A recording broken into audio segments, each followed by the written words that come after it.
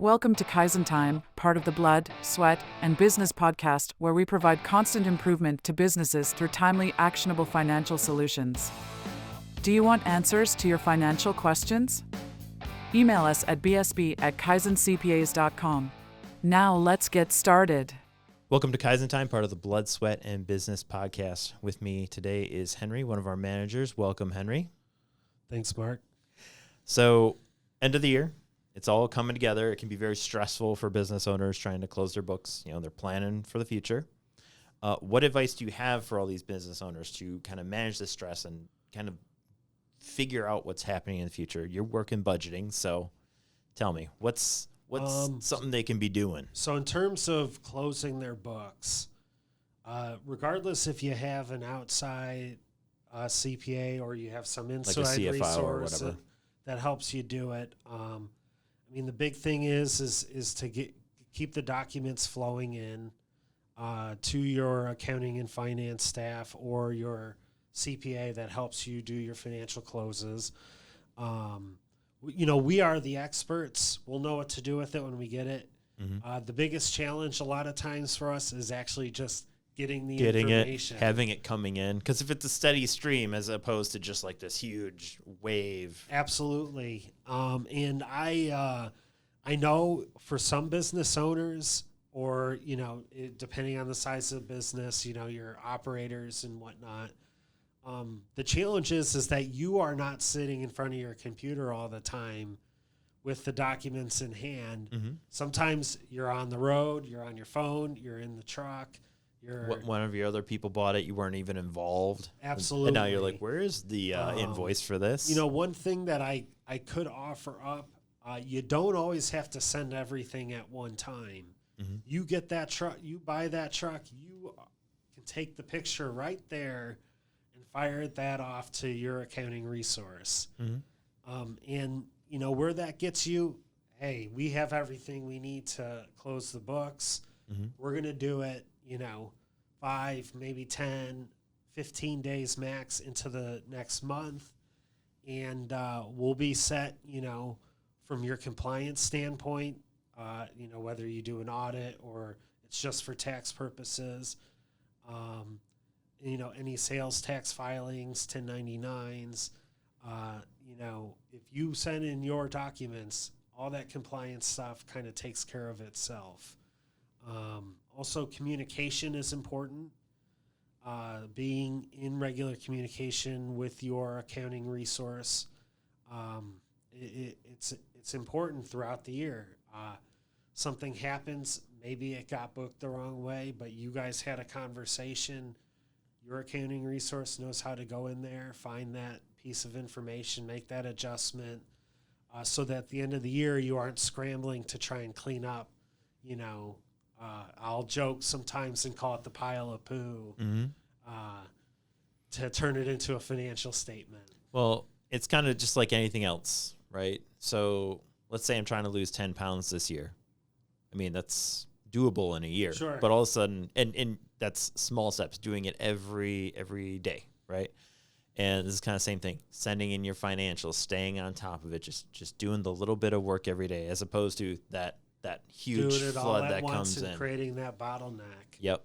And we've brought it up before in previous podcasts that it's nice when business is this nice smooth line. The waves are not good for anything, right? Nope. That's when the problems occur. That's when mistakes get made. Something's been forgotten. So absolutely. And it causes exactly what we're talking about, more stress, because now you're trying to do it all in this compressed timeline. So the other piece, we touched base on this with one of our other podcasts, and I'm involved in budgeting and forecasting and everything. Mm-hmm. The other piece that being timely on your document submissions gives you a chance to is it creates the data. Mm-hmm. Without having to do it all at the last minute, or it's messy because you're in a rush. You're talking like forecasting, right? Yes. Your data that we can use to plan to the future is if your information is complete, then we can create a better picture for the future and plan for. It's almost like you're a financial meteorologist. You're forecasting what's to come. Absolutely. Okay. And And that's built over time, right? You need to be able to work with them over the course of the year and start seeing the trends. and right? start seeing the trends. That's a good way to put it. Okay. Seeing the trends. You take what those trends are. You talk to your client. You figure out what are your big decisions or motives that you haven't coming into the new year. You develop those into pro forma scenarios, which pro forma meaning it's not a historical financial statement. It's a forward-looking, this is what happens to your bottom line if you make this decision or what we think is going to happen. Okay. But you can't do these things until we have a good foundation of data that is ultimately getting all of your, month end, year end information sent in and closed up on a regular basis. Okay. So this year, as we've talked about previously, is kind of an up and down. People are pumping the brakes. What do you recommend from like a business approach and risk management?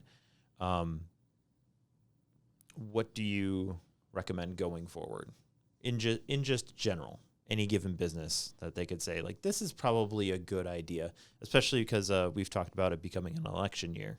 Yeah, so the election years always slow everything down, especially consumer spend. People tend to get conservative.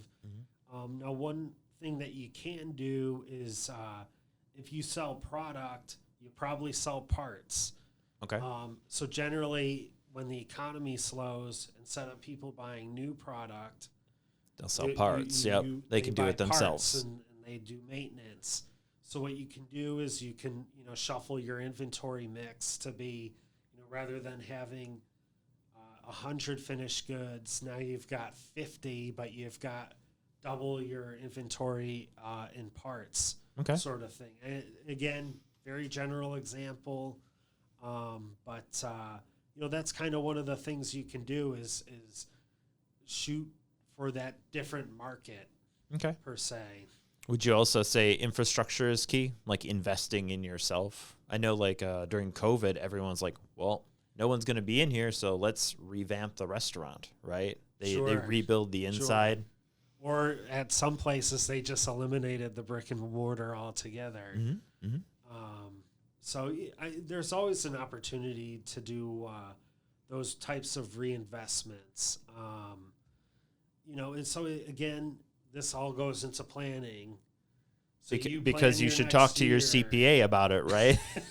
Like, hey, we don't want to do this year. Maybe you want to do this next year. But you could also then tie that planning into, is that a tax beneficial year? That's exactly it. To be able to do this as well, in the sense that, are you planning to have that high income year next year? Maybe then, as a way to offset your, future tax costs, that is the year that you make that huge investment in, the new machinery that you've been thinking about for years, to kind of offset some of your tax bill. Reinvestment is, it's probably the safest, right? Like it's always a safe bet. Like if you don't know if you got $1 million laying around and you don't have a new piece of equipment out there that you're like, this will definitely do XYZ activity for us. Or some boat owners might like this one. You could take it as a bonus. But either way, really, it's that or you. But really, actually, I'd recommend a distribution, generally speaking, just because there's a tax savings on not classifying that as wages. So is that, or basically investing, saying like, okay, we need some new racking, we'll extend this, or whatever. Absolutely. So so if all else fails, you don't really know what to do. If you have debt to service, you can always pay down debt. That is the least risky. But it's also the least interesting, right? Everyone's like, what's going to get me more? And really it'd be like, you could do this one thing that nobody really wants. Handling your debt is like doing the dishes. You don't really want to. So, I mean, the one good thing, I guess, about today's economic circumstance, we'll call it, with the higher interest rates than we've seen in a long time. Oh, yeah. You do have the opportunity, if you incurred that debt at a fixed rate at the time it was sourced, and that was when interest rates were 3 to 4%. You could, instead of paying that debt service, go and make that investment and make the 5, 6, 7% return on it as an alternative. You do have that option. Wow, that is something. All right, well then, Henry, that wraps up. Is there anything else you want to add about this subject as we talk about this year and kind of going into a riskier next year? I mean, at the end of the day, the election will happen. The economy will go back to normal at some point, not too long after that. So depending on, what kind of how legislation changes at that point, the back end of 2024 could potentially be good, or it could be bad. It's almost difficult to look too far into the future now. We're finding that more and more, the more that you can be dexterous within your business is huge. All right, well, perfect. Thank you very much, Henry. Thanks. You have been listening to Kaizen Time, part of the Blood, Sweat, and Business podcast. If you like what you hear, subscribe and leave a 5-star review. This podcast has been brought to you by Kaizen CPAs Plus Advisors, providing advisory and accounting services to help you grow your business. Learn more at kaizencpas.com or email us at bsb@kaizencpas.com.